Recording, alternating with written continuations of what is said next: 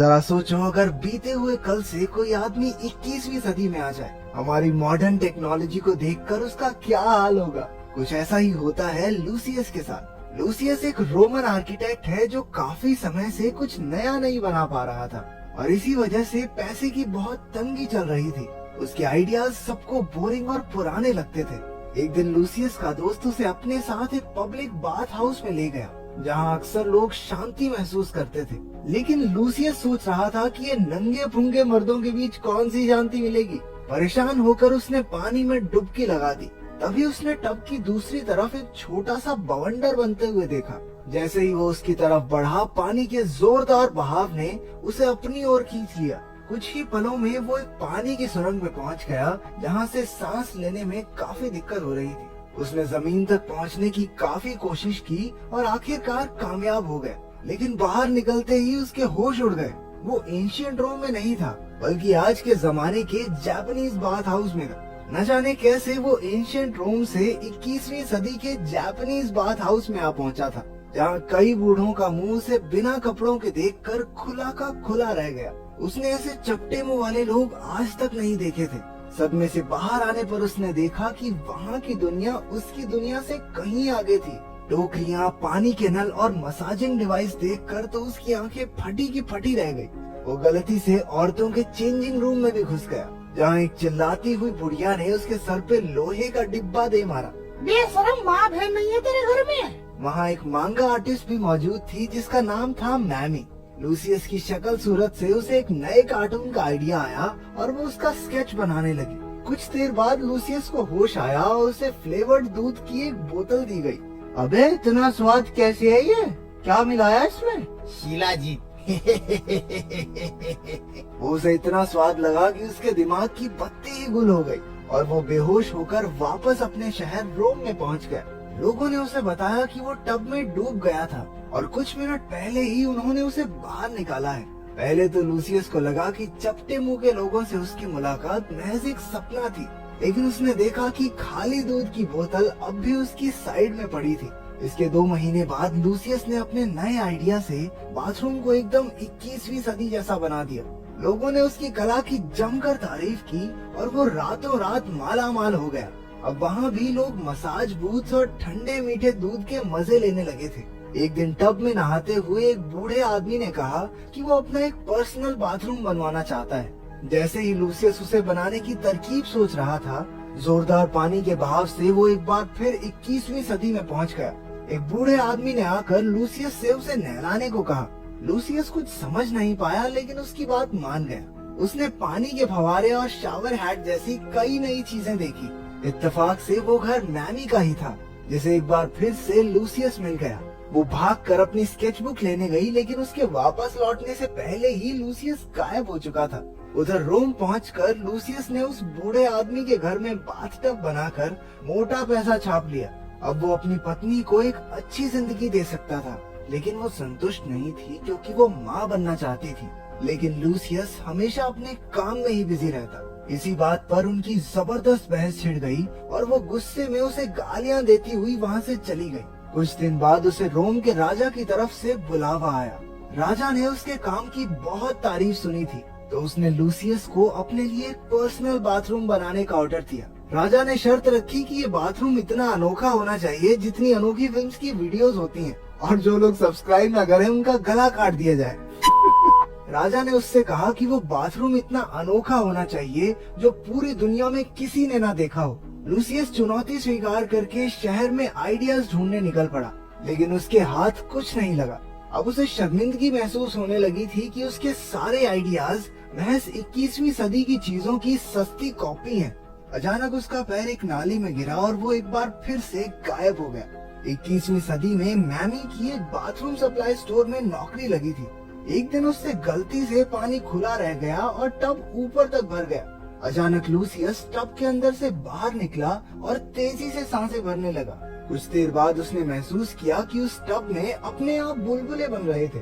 Store का manager police को बुलाने गया और मैमी और लूसियस की बातें शुरू हो गई। वैसे तो वो एक दूसरे की भाषा नहीं जानते थे, लेकिन जब लूसियस ने एक चांदी का सिक्का देकर पूरा स्टोर घुमाने के लिए कहा, तो पैसे की भाषा मैमी समझ गई। लूसियस ने ऐसे चमकदार टॉयलेट्स आज तक नहीं देखे थे।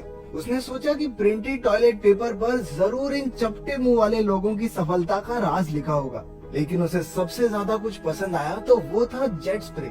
उसका इस्तेमाल करके उसका अंग अंग फड़कने लगा। भाई साहब, ये स्वर्ग की फीलिंग ले रहा है टॉयलेट पे। इन सारे आइडियाज की नकल करके रोम पहुंचकर उसने राजा के लिए उस वक्त का सबसे आलीशान बाथरूम बनाया। उसने 24 घंटे पानी वाला टॉयलेट बनाया, एक टब बनाया जिसमें गुलाम हवा मार मार कर बुलबुले बनाते।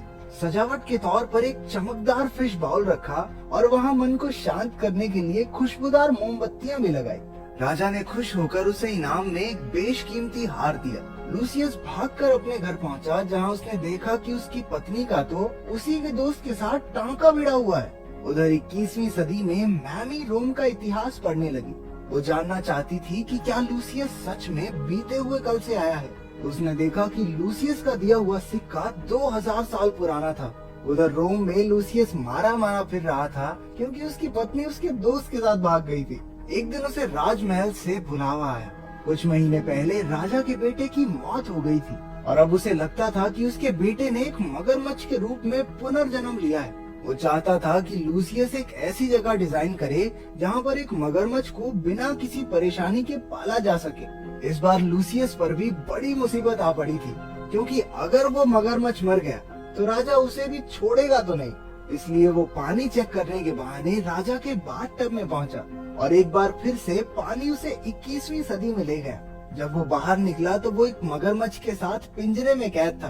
दरअसल वो एक जू में आ पहुंचा था और जहाँ जहाँ लूसियस भैया जाते हैं वहाँ मैमी दीदी तो आई जाती हैं।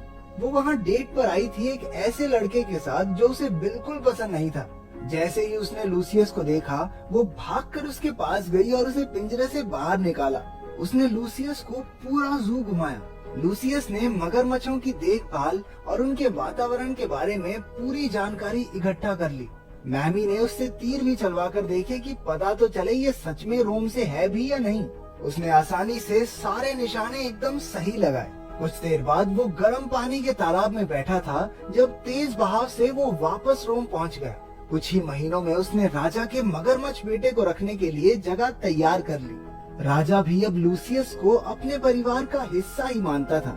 शहर में सब कुछ अच्छा चल रहा था, लेकिन एक दिन खबर आई कि कुछ लोग बागी होकर फौज पर हमला करने वाले हैं। वो राजा से खुश नहीं थे और किसी भी कीमत पर उसे गद्दी से हटाना चाहते थे। राजा की फौज और विद्रोहियों के बीच 1 साल तक लंबी लड़ाई चलती रही। अब राजा भी बूढ़ा हो चुका था। उसने अपनी गद्दी अपने भतीजे सियोनियस को सौंपने का फैसला किया।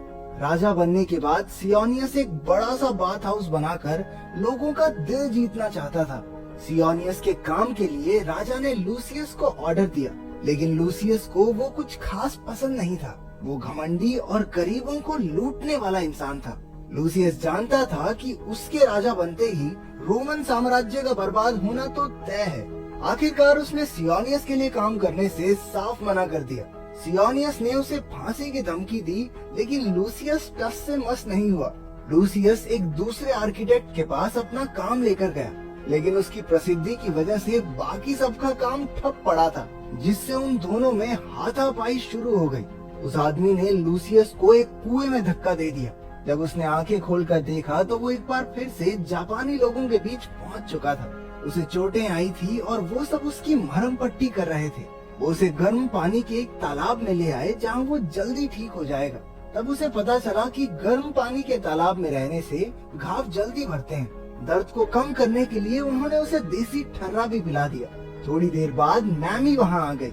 पिछले कुछ समय से वो लूसियस की भाषा सीख रही थी, लेकिन उसके कुछ कहने से पहले ही लूसियस नशे में उसके ऊपर गिर पड़ा। वो दोनों तालाब में डूब गए। जब उनकी आंखें खुली तो दोनों रोम में थे, रूम में नहीं, रोम में। मैमी ये सब देखकर बहुत हैरान हुई। उसे पता चला कि राजा का ऑर्डर ना मानने के लिए लूसियस को फांसी पर चढ़ाया जाने वाला है।